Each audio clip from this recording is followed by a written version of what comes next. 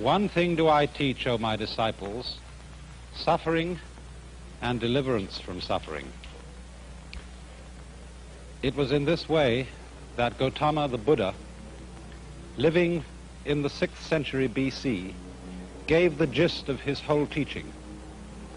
And it's for this reason that many commentators and critics of Buddhism have called it a way of escape, because of its tremendous concern with the problem of human pain as the fundamental problem of life and the means of deliverance from pain.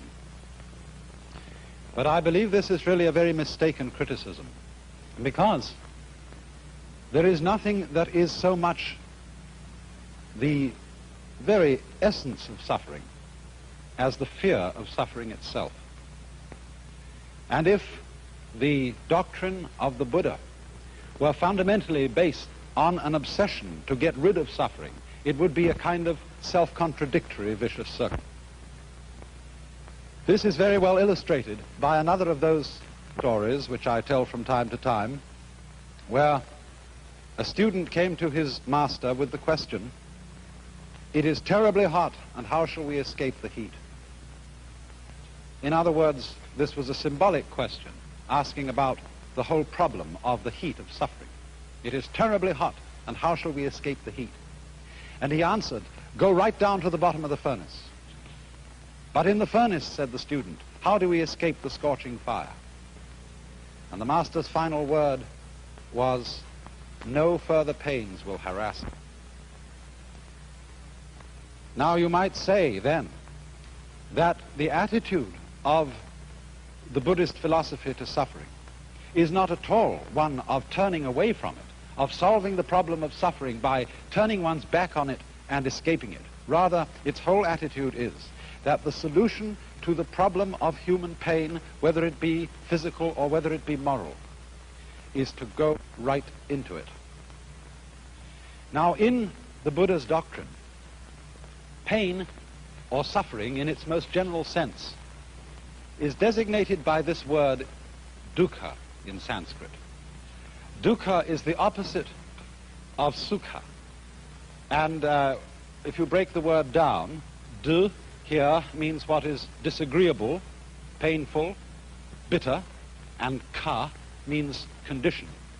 Su means what is sweet.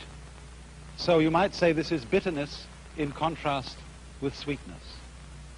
And the first proposition of the Buddha's teaching, what is called the first of the Four Noble Truths, is the idea that life as we live it is fundamentally dukkha, fundamentally a kind of chronic frustration. And man's effort is always to get rid of this and go to that. But the basic idea of the Buddha was that if you have this, you must have this, because these two contrast with each other. You don't experience this unless you experience this. You don't experience this unless you experience this. So if you go after sweetness, you cannot experience sweetness unless there is always as its background the contrast of bitterness. And therefore, the objective of the Buddha's doctrine was not to get rid of pain and put pleasure in its place, but to go to something else which stands, as it were, transcending these two opposites, above and beyond them, which in Sanskrit is called ananda. That word is usually translated bliss, but in a rather unusual sense. There is a poem, again from the tradition of Chinese Zen, which says, "Under the sword lifted high, there is hell making you tremble. But go straight ahead, and there is the land of bliss." And so bliss here has a very special meaning. It isn't bliss in contrast to agony. And I think probably the best way of translating the word ananda is to use the English word ecstasy. Now, then our problem is simply this. How is it that through a profound going into suffering, that is to say, a profound acceptance of it, there can come out of it some sort of bliss. This is the problem we have to understand. Now, first of all, by way of illustration, I would like you to consider a mild but nevertheless chronic form of suffering which we constantly undergo, the experience of fear. What is fear? What, in other words, when you are afraid, are you actually feeling? A great deal of the doctrine of primitive Buddhism, as we have it recorded from the Buddha's own teachings, is concerned with close attentiveness to one's inner feelings and states of mind, a careful watching of them to find out what they really are. And supposing then you're afraid, what happens to you? Many people, when asked this question, seem strangely unaware. Their thoughts are concentrated on the particular imagination of the feared event happening. In other words, a person is afraid of having a certain sickness, disease, and he keeps thinking of what it might be like to have that disease. But supposing we switch our attention from that and concentrate for a moment on what it simply feels like to be afraid, we find, don't we, that we get a kind of creepy feeling up the spine. We get a sort of sinking or hollow feeling in the pit of the stomach and a clammy sensation in the palms of our hands. Now, as a matter of fact, that's not really very painful, is it? That's all that's the matter with you, and that's the worst that life can do to you at that moment. Furthermore, notice something else, that when you have what you call fear, you have also precisely the same sensations that you have in a totally opposite situation, when you have what we call shudders or thrills of delight.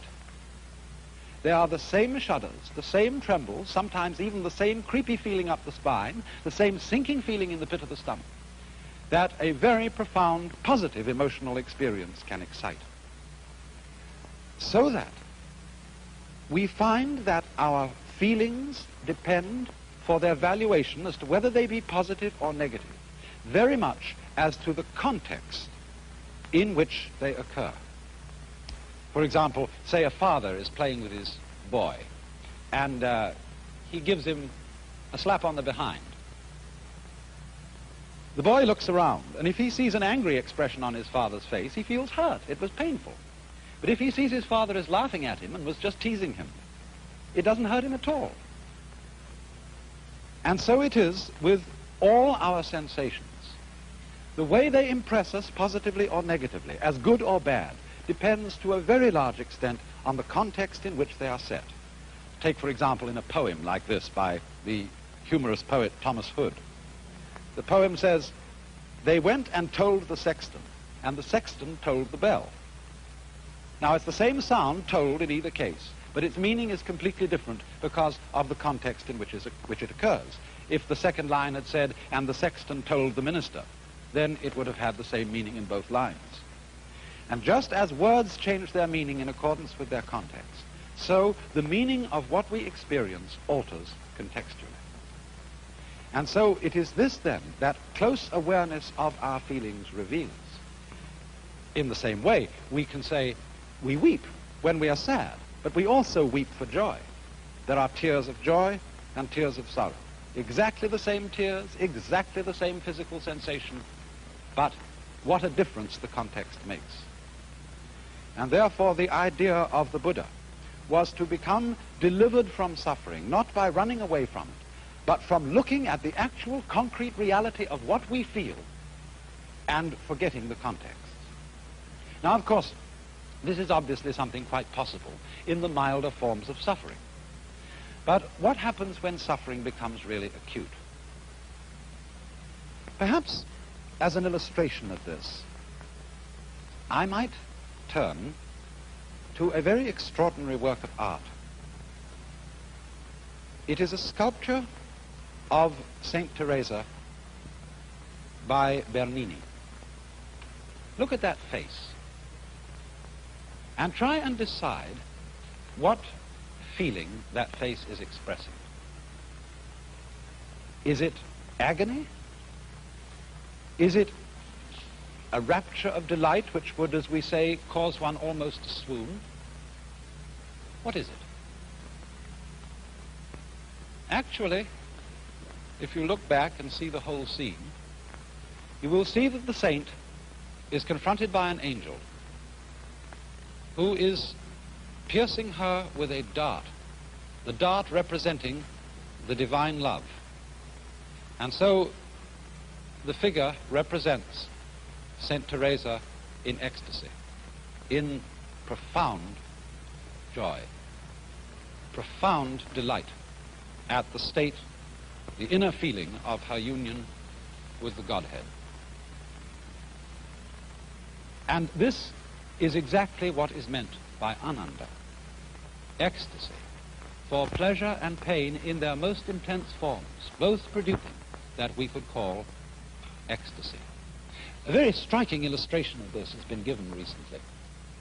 Some of you may have heard of the work of a British obstetrician by the name of Grantley Dick Reed, who has many students among obstetricians in this country. For as you know, the pains of childbirth can be some of the severest pains that a human being can undergo. And the point of Dr. Reed's work has been to show that if you change a woman's attitude to the experience of childbirth, if, in other words, you stop calling these feelings pains, and instead you call them tensions, and if before childbirth you train her to relax, to let go of herself, and as it were, cooperate with the tensions that she's experiencing, the whole character of childbirth can be changed. And many women who have undergone this pre-birth training say afterwards that what they might have expected to be an extremely unpleasant experience turned out to be a profoundly moving experience, even a joyous one. Now, of course, it's pretty clear that we can do something like that when the context of a painful experience is very positive, as it is with childbirth. After all, this is a creative event. But wouldn't it be a very different matter in the case of the pains of death? Would it be possible, for example, to look upon the pains of death as natural tensions and so have an entirely different attitude to them? I don't know why not. After all, we fear death, we have a negative attitude to death, largely because of social conditioning. It's what we've been taught. For example, just to give another illustration and then get back to the subject of death. The idea of being sick, I mean vomiting, is something which most of us regard as disgusting. But is it actually disgusting? Don't we revolt with the feeling of disgust from it? Because when we were little children and we were sick and we threw up, our mothers went, "Ugh," and we caught from them the emotional attitude toward that kind of experience, so that it reverberates and echoes with us ever afterwards. Well, it's rather the same with death, because death is, after all, beneficent. If we never died, not only would our world become hopelessly overpopulated, not only might we become utterly bored with century after century after century of experience without intermission, we might crave death after the first 500 years of life. And never to be able to have it would be like the torture of a chronic and fantastic insomnia. So if death is fundamentally merciful, if it is natural, if it is something that is just as much an integral part of being a human being as having a head or having hands, then would it not be possible to have a changed attitude to death in any community or society, so that in due course people could begin to look upon the pain attending death in the same way as they can be taught to look upon the pain attending birth? Now, there's another aspect to the problem, and that is that a great deal of our negative attitude to the experience of pain, and acute physical pain I'm speaking of now, is connected with a certain culturally conditioned unwillingness to react to pain in the natural way. In other words, we are afraid of giving in to suffering in the way that our own physical organism suggests to us. We are afraid of crying. We're afraid of screaming. We're afraid of going into those very undignified motions which constitute the human being's reaction in pain. Even though, as I just pointed out, we sometimes have the very same reactions in acute pleasure. But we are fundamentally ashamed of pain because we are taught that giving in to pain, weeping or something like that, is unmanly, sissy, or something like that. Now, it's a very dangerous doctrine that a human being should always be rigid in conditions of suffering. I often like to quote a passage from that Chinese philosopher, Lao-Tzu, L-A-O-T-Z-U, which says, "Man at his birth is supple and tender. In death he is rigid and hard. Plants when they are young are pliant and soft, but when dead they are brittle and dry. Thus, tenderness and softness are the companions of life, but rigidity and hardness are the companions of death." In other words, there is strength in weakness. Consider a cat. When a cat drops off a tree, what does the cat do? Does it go rigid? Does it say, "I'm going to be a real tough guy and meet the ground without flinching"? Does the cat stick out its feet like this? No. Because if it did, when it hit the ground, it would be just a broken bag of bones. When the cat's in midair, it relaxes. It goes with it. It becomes weak. And so it hits the ground with a soft, heavy thud and is unharmed. Think also of water. Water was one of the basic symbols of Lao-Tzu's philosophy, to be like water. Nothing in the world is softer and more yielding than water, and yet at the same time, nothing is like water for overcoming and wearing away things which are hard, like rocks. And thus, if you put a knife into water and you try to cut it, what happens? The water gives completely to the knife. The water closes up wherever the knife went. And although you strike at it as hard as you like, you can never create a wound. So it is, you see, because of its softness that the water triumphs over the hardness of the knife. So then it's the same with human beings. Unfortunately, we are so brought up to mistrust our natural feeling reactions to certain experiences. We are conditioned to believe that we will suffer less, that we will somehow triumph over pain if we hold our feelings rigid. But you know, our reactions to pain are in a way therapeutic. They're healing, just like fever. When we have poisons in our blood, the natural defense mechanisms of the body send up our temperature and in this way boil out the invading bugs. Now, it used to be thought that when people had fevers, this was the disease. The fever itself was the disease. And so, once upon a time, doctors used to give medicine to take away the fever. But by taking away the fever, they very often killed the patient, because they took away the defensive action of the body to drive out the disease. And so in just the same way, if one refuses to react in the way of nature to invasions of pain, so too one may shatter the body beyond what it can stand. It's the same thing, you know. No bridge will stand up unless it has give. If a steel suspension bridge is built so firmly that it doesn't sway in the wind, that bridge will come crashing down on the first gale. It's just because there's give in it that the bridge is strong. Take a great building like the Empire State. The Empire State also has a sway in it. And if it didn't have that sway, it would be a very insecure structure indeed. So then,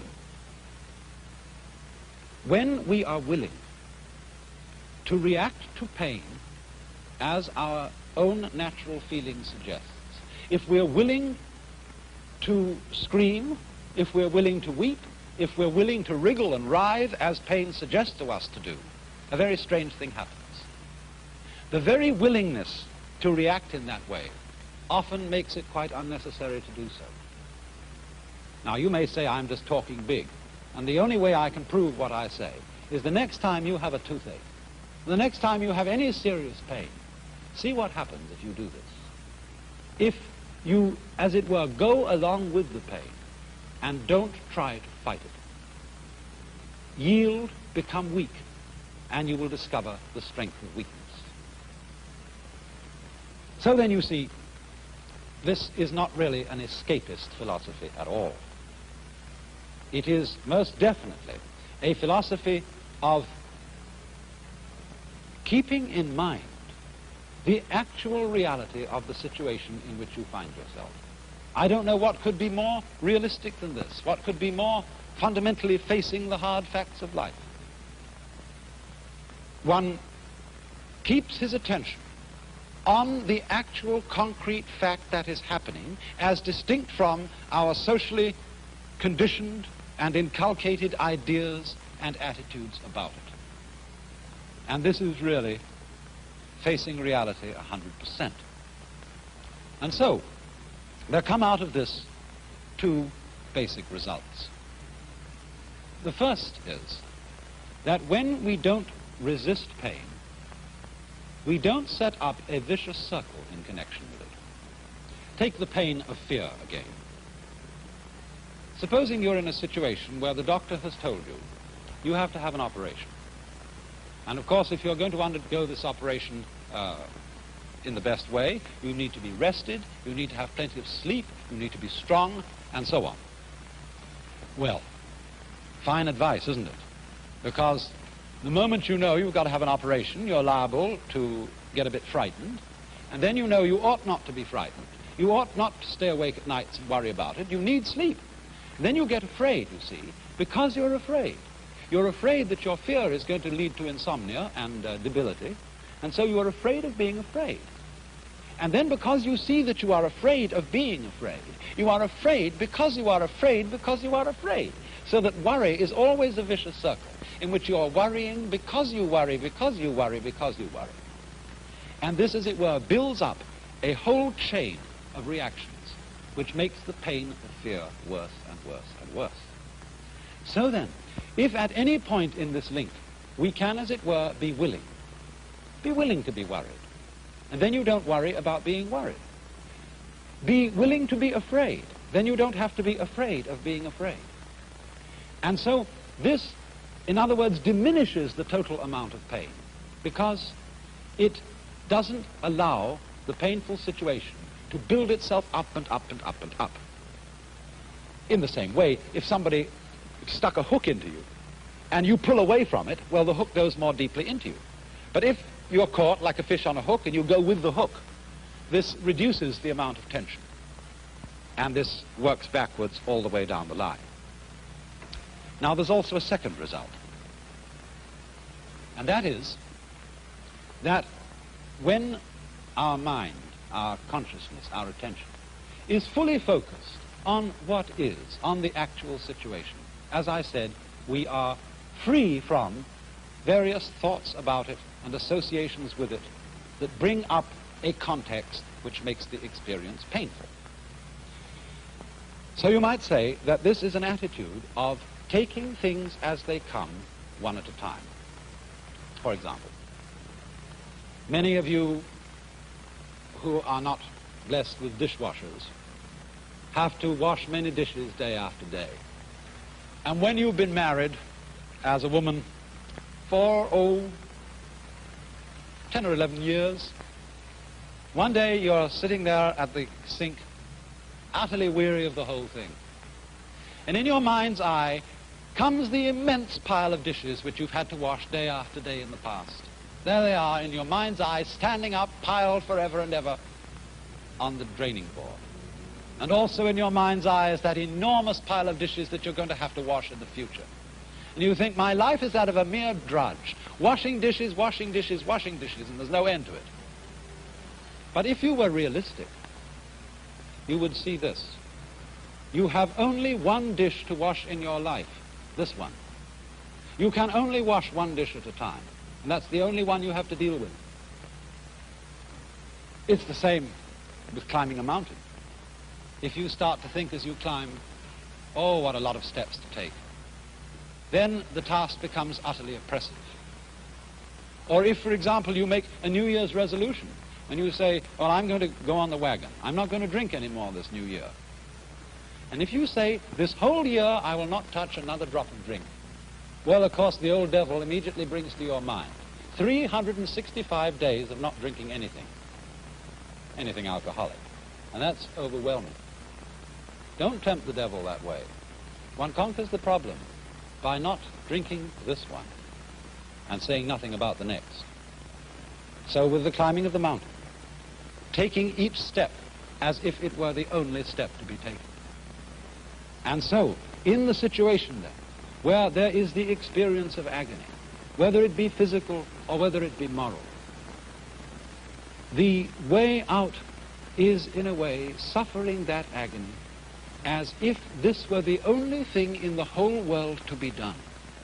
By going right down to the bottom of the furnace, no further pains will harass you. It was also so, isn't it, in Dante's Divine Comedy, when Dante and Virgil find their way out of hell by going down to the very center of hell. I like to illustrate this with another of those Zen stories. There was a monk who got news that his mother had died, and he was weeping.